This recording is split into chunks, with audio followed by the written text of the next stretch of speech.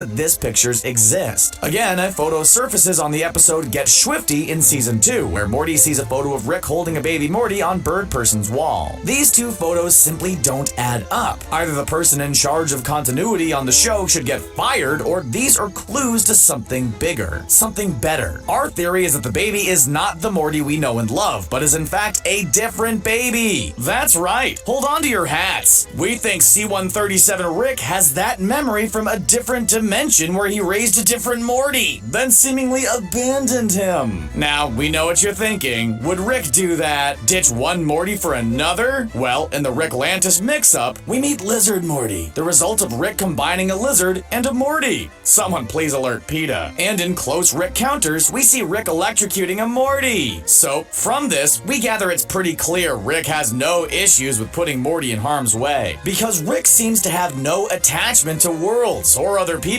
so it's not crazy to suggest he could swap one Morty for another, especially considering how easily he could access a new Morty in the process. The attachment is never fully there, knowing he could find another Morty with just a quick change in dimensions. And the pictures themselves are completely different as well. Morty's a baby in both of them, but they showcase different ages. This suggests Rick was around a lot more often than we were originally led to believe, or at least around some version of Morty long enough to snap a couple pics. Ooh la la, someone's gonna get laid in college. In this alternate world where Rick is raising Morty, we think something went awry. Because Rick is, shall we say, not the ideal father figure, we think that his baby Morty got corrupted along the way and became evil Morty. Our theory is because Morty doesn't have Jerry. He never developed a deep-seated and crippling insecurity. Instead, when raised by Rick, he learned how to be incredibly full of himself and intelligent. All other versions of Morty are, shall we say, not the sharpest tool in the shed. So we believe that evil Morty must have been with Rick a long time, and his intelligence rubbed off on him. So what happened in this alternative universe, you ask? How did Rick part ways with evil OG Morty? Well, we think the answer is in the opening scene of the show. In it, Morty is taken by his grandfather to his spaceship for the first time, but Morty's demeanor is remarkably chill. I don't know about you, but if my grandfather dragged me out of bed and put me in that flying piece of trash, I would at the very least be amused. Sure, having to ride shotgun next to your drunk grandfather is not the ideal scenario, but you're still flying in a spaceship. We think this isn't Morty's first time flying. We think this is evil OG Morty, and believe his attitude is reflective of him jaded as hell, and simply wanting to go back to bed. Also, while the man is a certified booze hound, he is particularly twisted in this scene. Is it because of something? Did something happen that drove him to drink in such a reckless way? Rick says he wants a fresh start, but from what? We think he wants a new relationship with a new Morty, a Morty that isn't evil or hates him. So maybe he wants an original evil Morty to die in the crash so that he can adopt a new Morty in another universe. But the plan goes awry. Morty does live, and Rick doesn't realize. Rick pieces out, and evil Morty is left abandoned on a desert planet. So this Morty is stewing with the abandonment, and we meet him again in episode 10. We think evil Morty, wanting revenge or some sort of misguided sense of closure, studied Rick's notes and created the Morty Matrix in order to lure him out of hiding. If you're not yet convinced, listen to a couple lines we pulled that we believe is undisputed evidence. In the episode Close Rick Counter of the Rick Kind, Rick says, "A cocky Morty can lead to some big problems.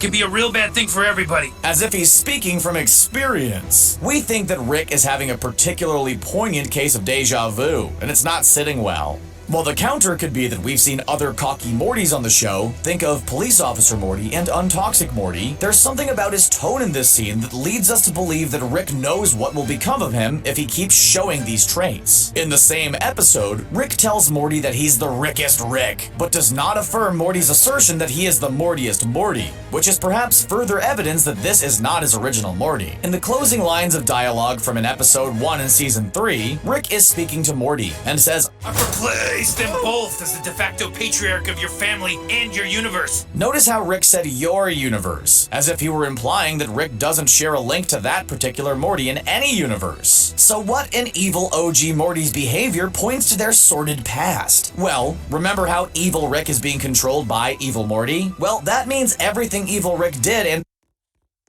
said to Rick is coming from Evil Morty. So when Evil Rick says, Ricks don't care about Mortys, that is being scripted by Evil Morty. Seems a little personal. No. He also cuts down Rick and tells him he isn't as clever as he thinks he is. Again, maybe that anger is fueled by something more than a general hate for Ricks. It could be Evil Morty flexing his vendetta against him that is fueled by a lifetime of having to deal with poor treatment from his father figure. Why else would he want to copy Rick's memories and then kill him? Lest we forget that when looking at these memories, Rick wells up when he sees the picture of baby Morty. Maybe that stir of emotion is caused from the deep regret Rick feels from the way things turned out. Cool. Oh my god, I can't believe this. So if we put this all together, it goes a little something like this. During the 20 years Rick C-137 was missing from Pilot Universe, he raised an incredibly intelligent Morty, then treated him like dirt in classic Rick fashion. Then this little Morty grew up and challenged Rick's intelligence. Something happened between them that split them apart. Some theorists suggest that maybe he also Cronenberged Evil Morty's world like he did with the Pilot Universe. Or he simply abandoned this Morty to find a better one. Rick flees to another dimension to assume the role of a grandfather and step in when Morty has actual parents raising him. We use the term actual loosely because, well, Jerry. So we think that's why he is so eager to teach Morty about the ways of the universe and use him as a sidekick. But this time do it right. Rick's guilt about Evil Morty makes him treat new Morty a better, which helps strengthen their bond. This could also explain Rick's wacky rant at the end of episode 1, where he says he may have found the perfect Morty. Not smart enough to rebel or get too smart for his own good, but courageous enough to be his sidekick. Rick and Morty forever. Forever 100 years. Ha ha ha. Clearly something happened in the way Evil Morty was raised by Rick that made him no so perfect and allowed Rick to abandon him easily. But when Evil Morty finds Rick, he controls Evil Rick so he can trap original Rick. He wants to sift through his memories, maybe to get some closure on what happened between them, and then tries to absorb his intelligence, showing that he is the one in power now. While we obviously love how the theory fits because it develops the Evil Morty character significantly and shows how complicated Rick is underneath it all, there are some holes we would like to address. The first being that the baby picture evidence could be easily debunked by an assumption that Rick could have stopped in to visit Morty when he was small, but we think that's a little too easy. The bigger issue is that because we're dealing with an infinite multiverse, there are infinite Ricks and Mortys playing out infinite versions of themselves, regardless if they're evil or not. Heck,